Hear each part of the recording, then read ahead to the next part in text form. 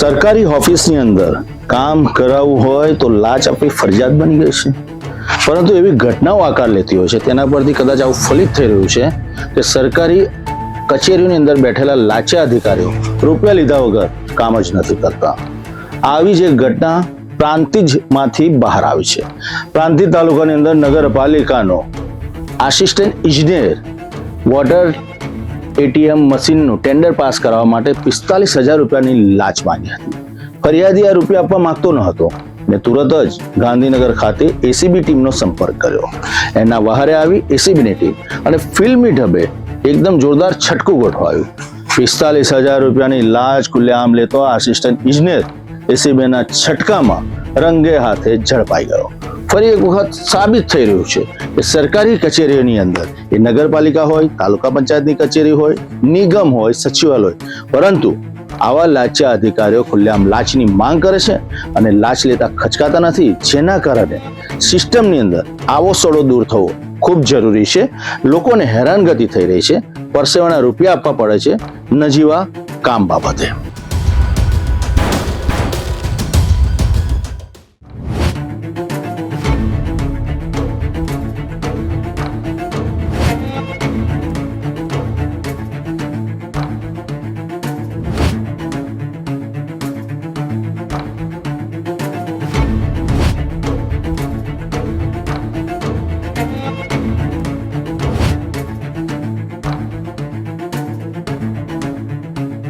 સાબરકાંઠાના પ્રાંતિજ નગરપાલિકામાં ફરજ બજાવતા આસિસ્ટન્ટ ઇજનેર રાજદીપસિંહ ચાવડા હવે એસીબીની કાર્યવાહી બાદ ચર્ચાના કેન્દ્રમાં આવ્યા છે.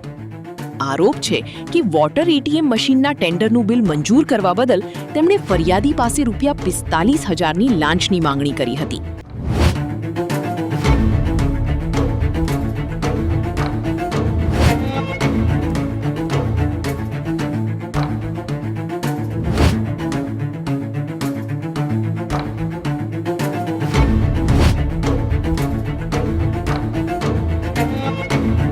ફરિયાદી સરકારી તંત્રના અધિકારીઓની આવી લાચાગીરીથી કંટાળી ગયો હતો.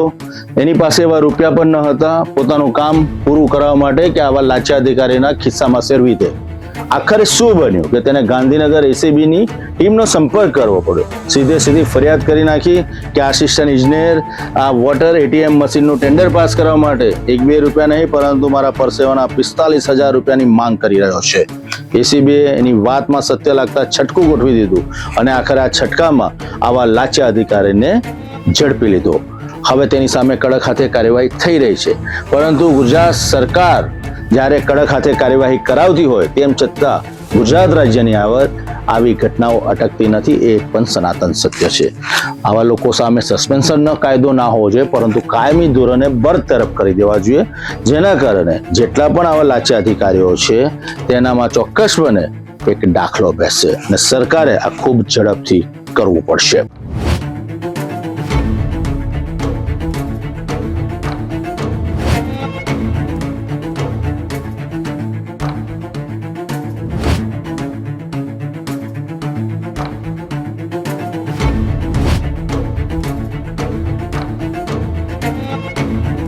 એસીબીએ ફરિયાદીની ફરિયાદના આધારે આયોજનબદ્ધ રીતે ટ્રેપ ગોઠવ્યો હતો.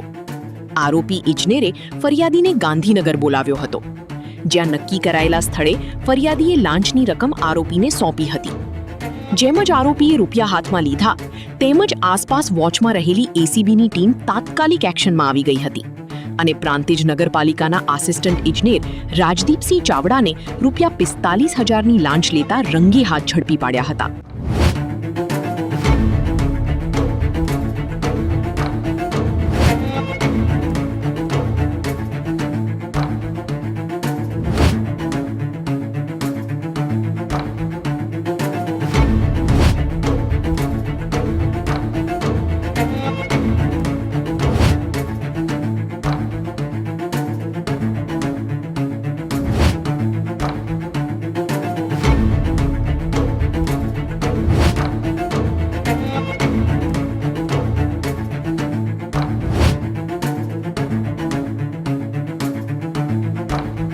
સમગ્ર કાર્યવાહી બાદ સરકારી કચેરીઓમાં ચાલી રહેલી લાંચિયાગીરી સામે ફરી એકવાર સવાલો ઊભા થયા છે. હાલ એસીબી દ્વારા આરોપી સામે ભ્રષ્ટાચાર નિવારણ અધિનિયમ હેઠળ ગુનો નોંધી વધુ તપાસ હાથ ધરવામાં આવી છે.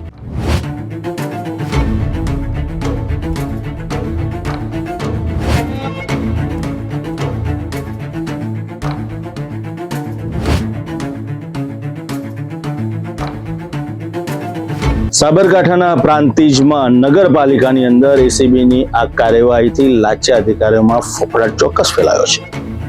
ફફડાટ કાયમી નથી હોતો, થોડા સમય માટે વાતાવરણ આવું ગરમ રહેશે ને ત્યારબાદ આવા લાચાર અધિકારીઓ ફરી વખત કાર્યરત થઈ જશે. આવું સમગ્ર ગુજરાત રાજ્યમાં બની રહ્યું છે. એસીબી પોતાનું કામ કરી રહ્યું છે. રાજેન્દ્રસિંહ ચાવડાની ધરપકડ કરીને રાજદીપસિંહ ચાવડાની કડક હાથે પૂછપરછ શરૂ કરવામાં આવી રહી છે.